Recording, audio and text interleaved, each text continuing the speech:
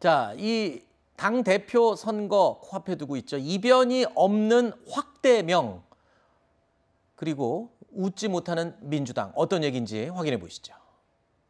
자, 민주당의 차기 당대표와 최고위원을 뽑는 전당대회가 전체 일정의 이제 절반 정도가 지났고 절반 남았습니다. 민주당은 어제 1차 국민 여론조사 결과를 발표했는데요. 이재명 후보가 별다른 이변이 없이 대세론을 그대로 이어갔습니다.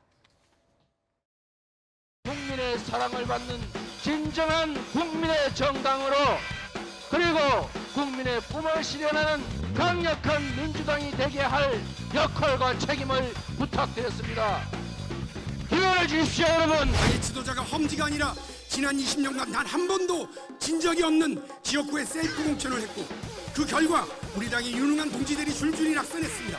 여러분, 박용진과 함께 민주당 나온 민주당을 함께 만들어주십시오. 그래서 이재명 밀어내고 저래서 박용진 쳐내면 도대체 우리는 누구랑 정치를 합니까? 더 강한 민주당, 그것이 우리의 희망이고, 변화하고 전진해야 됩니다. 더 큰 민주당을 만들고.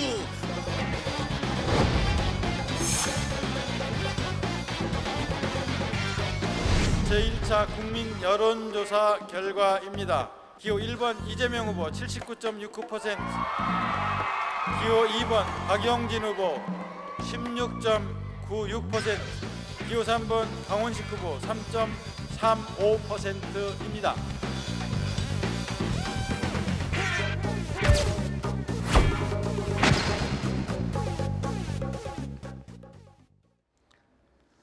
자, 충청권 당원 투표에서도 이재명 후보가 독주 체제를 이어가고 있는 것으로 확인이 됐습니다. 어제 발표된 1차 국민 여론조사 결과를 보면 이재명 후보가 무려 79.69%를 차지했고요. 박용진 후보가 16.96%, 강훈식 후보가 3.35%의 득표를 했습니다.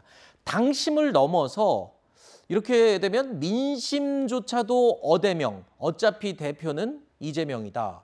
뭐 이런, 요즘은 또 확대명이라고 얘기를 하더군요. 확실하다. 뭐 이런 뜻이겠죠. 확대명까지 이제 나오고 있는데, 근데 아니 정치권에서 이렇게 누구 한 사람의 독주 체제가 나오는 것도 상당히 이례적이고 오랜만인 것 같습니다. 민주당에서는 이재명으로 똘똘 뭉치기로 한 겁니까? 사실 80% 득표라는 거는 어느 선거에서도 좀 찾아보기 그렇죠. 힘들죠. 그만큼 대항할 수 있는 인물론의 부재를 보여준다라고 할 수 있고, 또 민주당의 이런 국민 여론조사 방식이 역선택 방지 조항을 또 갖고 있기도 합니다. 네. 일단 지지 정당을 물은 후에 국민의힘을 지지한다라고 하면 더 이상 질문을 던지지 않는 겁니다. 네. 그러니까 이제 민주당이나 아니면 무당층을 대상으로 했기 때문에 더 이 지지율이 많이 나온 부분도 분명히 있어 보이고요. 사실 97 세대론과 관련해서 단일화를 이룰 것이다. 그러면서 뭐 홍영표 전해철 의원 같은 경우에 불출마를 압박하기도 했었는데 그 효과가 전혀 나오고 있지 않다라는 거. 네. 그리고 민주당 지지층일수록 지금 이재명이라는 정치인 이외의 대안과 관련해서 부재한 부분이 있기 때문에 이른바 밀어주기를 하고 있는 이런 현상이 보여지고 있는 것 같습니다. 이재명 대세론이라는 게요, 지금 당대표로만 끝나는 게 아니에요. 최고위원 선거에서도 이른바 친이재명계로 불리는 후보들이 독주를 하고 있다면서요? 네, 그렇습니다. 이제 그 친문계, 뭐 지금은 비명계라고 불리는 고민정 의원 한 분 정도 빼고는 이제 5명을 뽑는 상위 5위권의 나머지 4분이 전부 다 친이재명계로 분류가 되는 분들입니다. 네.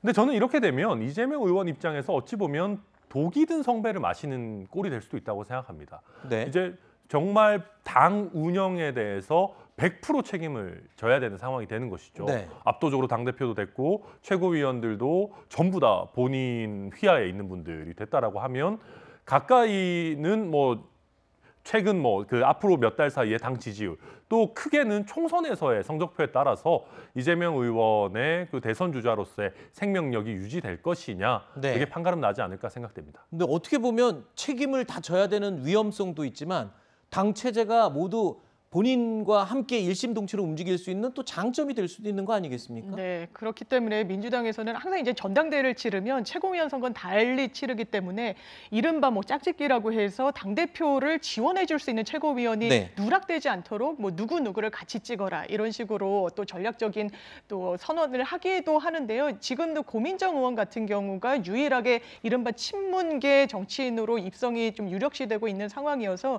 이런 부분들이 다 남은 관전 포인트인 것 같습니다. 네.